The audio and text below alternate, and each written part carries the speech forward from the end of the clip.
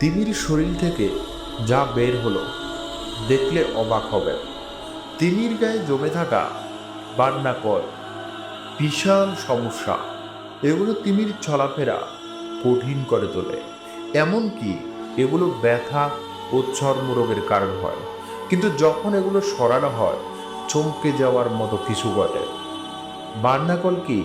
এটি এক ধরনের সামুদ্রিক পরজীবী, তিমির গায়ে লেগে থাকে। তিমির চলার পথে এটি বিশাল বাধা সৃষ্টি করে।